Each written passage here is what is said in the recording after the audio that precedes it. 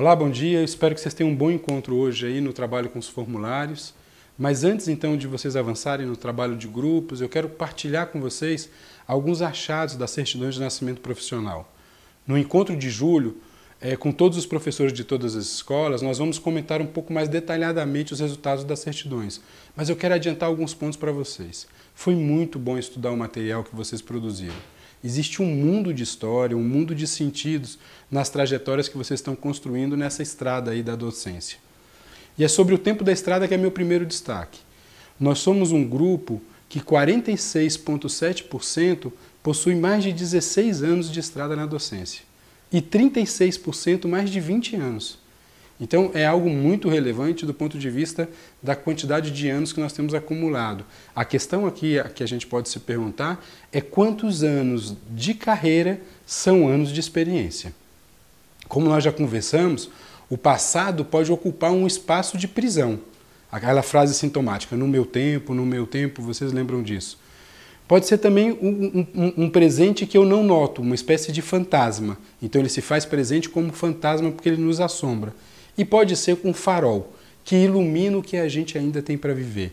Então essa questão do tempo nosso de estrada é fundamental. O tempo de docência do grupo pode ser uma fortaleza ou uma fragilidade. Depende da forma como a gente lida com a estrada que nós já percorremos.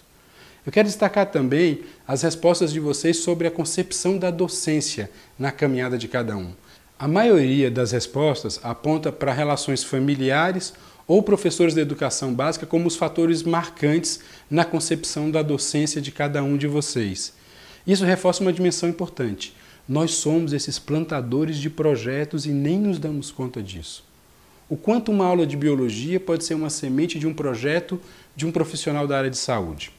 Ou uma aula de matemática, uma semente de um projeto de um engenheiro. Ou a forma que lidamos como um aluno, o nascimento de um projeto de um futuro colega professor ou professora. Deixa eu destacar aqui algumas respostas de vocês. Olha só essa. Quando eu tinha 8 anos e acompanhava minha mãe nas aulas. Quando eu estudava para as provas ensinando o papagaio do meu avô. Pobre desse papagaio, imagina. Não sei quem de vocês respondeu isso, mas foi quando então estava estudando e aí ficava ensinando o pobre do papagaio lá as lições e você foi se fazendo e concebendo professor. Vendo minha mãe que dava aula para adultos. Vendo a luta do meu pai por justiça, eu resolvi entrar no campo da história. Com meus professores de cursinho, a decepção com a empresa que eu trabalhava, essas e tantas outras respostas são mensageiras de muito sentimento que carrega essa opção dentro de vocês. Sobre a questão da gestação, as respostas foram um misto de risco, apreensão pelas faltas de condições ideais, pelo confronto entre teoria e prática, mas também um sentimento de realização, de começar a colocar o pé na estrada, de se sentir dentro do pé da estrada. Existe um destaque aqui comentado que não foi sobre que a gestação da docência não foi uma gestação programada. E 3 de vocês destacaram casos sinalizando assim que durante a gestação não foi possível contemplar ou contar com o apoio da família. A expectativa, na verdade, era para uma outra profissão. A família queria uma coisa, você acabou fazendo essa opção pela docência. E nesse início da gestação foi duro essa caminhada em função dessa falta de aproximação entre a expectativa da família e a sua opção. Sobre o nascimento da docência em vocês, tem frases que são muito interessantes. Por exemplo, quando eu fui trabalhar num colégio grande, quando eu fui substituir um professor, isso aqui me faz lembrar, na minha família existe uma tradição do jogo de truco, quando a gente era menor, e a gente ficava sempre em torno da mesa, os adultos jogando e os mais novos em torno da mesa, os primos, e quando alguém levantava para ir no banheiro, a gente jogava uma mãozinha só uma rodada e depois saía. Até quando você fosse considerado como parceiro. Então a substituição, ela parece ser essa entrada natural para vários campos, inclusive para o campo da docência. Tem uma outra frase que vocês destacam assim: quando a professora que me acompanhava no estágio me elogiou. Olha que legal isso. Nos primeiros anos da minha filha, e aí eu vendo a minha filha aprender, eu também fui me dando conta da docência. Quando eu entrei para uma congregação religiosa é uma outra frase. No meu trabalho de auxiliar de classe é uma outra frase. Olha essa aqui que interessante. No 6º ano, quando uma professora de geografia elogiou os resultados de uma chamada oral sobre coordenadas geográficas. Ali nasceu uma docência. Quando o vizinho pediu para eu ensiná-lo, é uma outra frase. Num cursinho comunitário, quando eu trabalhava numa indústria, é uma outra frase. Quando eu estava na 6ª série, olha que maravilha essa agora. E aí eu fui colocada pelo diretor para substituir uma professora que tinha faltado. Aí conta aí, alguém de vocês conta assim, ele me deu um avental, um apagador e um giz e disse, são todos teus. E aí ficou 4 horários passando exercícios na lousa e tal, né? E teve um colega também que falando que hoje, no dia que a gente está passando e fazendo esse exercício, ele também está nascendo como docente, mostrando a importância dessa reflexão. E sobre os batizados, né? Em que momentos são momentos marcantes na fala de vocês sobre os batizados? Bem, um momento é quando eu entendi que ser professor era mais do que passar conteúdos. Um outro foi na graduação, quando começou assumindo aulas também de substituição. Uma frase muito recorrente é a primeira vez em sala de aula. Então, assim, essa coisa da primeira vez na sala dos professores, a primeira vez na sala de aula, a primeira aula é muito recorrente na resposta de vocês como um momento de batizado, né? Atuar numa escola pública sem condições aparece em 2 casos também. O término do ano letivo, quando a gente vê o resultado dos alunos. E tem uma outra frase também marcante, que é quando eu trabalhei com educação de jovens e adultos. Isso aqui me faz lembrar numa frase, quando eu também atuava nessa área de EJA, os mais idosos tinham uma frase que era papagaio velho não aprende a falar. E era uma briga para convencê-los de que papagaio velho aprende a falar assim, ou seja, que eles dão conta de escrever. E quando isso acontecia era excepcional. Eu lembro de algumas histórias, por exemplo, de um senhor que usava óculos e não tinha grau, mas era para na parada de ônibus ele poder pedir ajuda para falar que não estava enxergando bem. Na verdade, ele não sabia ler o letreiro do ônibus. E um caso que eu ouvi de Goiânia, um excepcional, que um recém-adulto alfabetizado entrava todo dia num museu, num centro cultural, só para assinar o listo de registro. Esse eu tive a oportunidade de ver e você tinha lá a assinatura do nome dele todos os dias durante vários dias. Imagina quanto custou para ele não poder assinar esse livro de registro durante anos. Então, esses são os momentos fortes que a gente julga serem batizados dessa caminhada, né? Uma outra colega aí fala que o batizado foi numa sala de maternal com 15 alunos. Esse é um começo tenso também, né? 15 alunos de cara no maternal. Uma outra é quando eu deixei uma escola pequena e fui para uma escola grande. Então aqui é interessante, até porque quando a gente junta com outra resposta que é quando eu coordenei um segmento, que acho que foi ensino médio, de uma escola pequena.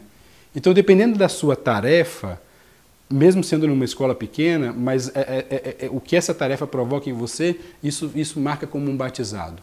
Ou só a passagem, na mesma tarefa, mas a passagem de uma escola pequena para uma escola grande, isso marca também como um batizado. Uma outra frase é, quando eu fiz a minha primeira entrevista para trabalhar como estagiário de esporte. E aí uma outra que eu achei excepcional também, muito legal, é quando eu vi o meu nome no convite de formatura. Poxa, eu me batizei como docente nesse momento. Sobre essa dimensão, se a docência estava na fase da infância, da adolescência ou da vida adulta, metade do grupo percebe na vida adulta e metade do grupo reúne percebendo na adolescência e na infância. Aqui o importante é destacar, no estudo que tem o Antônio Nova, na vida de professores, é que dependendo das opções que a gente vai tomando, a gente vai fazendo essa passagem desses estágios. Mas o fundamental é como é que a gente vai terminar a nossa carreira. Nós vamos terminar a nossa carreira marcando um X na parede, contando os dias para se aposentar como um prisioneiro, ou vamos terminar de maneira inteira, carregada, plena de sentido. Finalmente, a última questão da cartografia era o que tira o sono e o que alimenta o sonho. O que tira o sono, a partir da resposta de vocês, é o desinteresse dos alunos, o excesso de expectativa, a desvalorização profissional, a insegurança, nós precisamos de muita regularidade, num momento desse de crise isso pega bastante.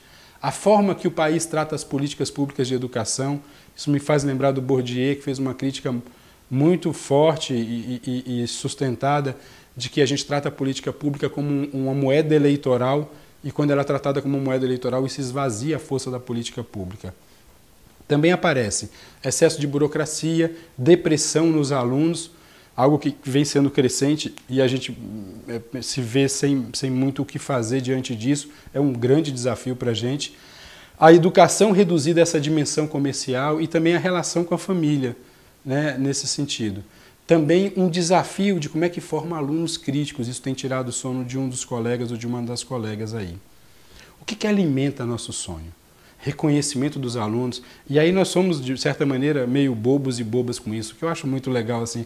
É só você ver um aluno aprendendo que faz todo sentido, todo o esforço da gente, né? Então, a aprendizagem dos alunos. Quando um aluno diz, professor, a aula hoje foi legal. É pronto, um negócio desse te alimenta o sonho. A educação como uma ferramenta para melhorar o país também.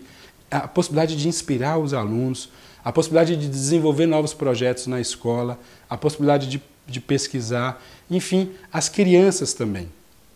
Bem, e por falar em crianças, e para terminar esse momento de introdução e deixar vocês irem trabalhar, o Ansel Green, eu não sei se eu já contei essa história para vocês, ele diz que as crianças precisam de história para dormir e os adultos precisam de história para acordar.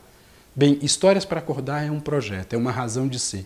Eu preciso de uma razão de ser para sair da cama e enfrentar o dia a dia da docência, que é um dia a dia exigente, por vezes na lacuna das condições ideais. Mas eu preciso de histórias para acordar, para sair da letargia que foi gerado no corre-corre. Bem, a certidão de vocês aponta que tem muita história para acordar dentro da vida, da prática de vocês. Basta pegar um espelho, olhar e olhar para dentro de si para poder recuperar e ressignificar essas histórias para o dia de hoje. Eu desejo um dia bom de trabalho para vocês aí, um dia com muitos frutos. Vocês vão comparar hoje a prática de vocês com aquilo que se espera da BNCC, das competências por cada componente curricular e por área de conhecimento.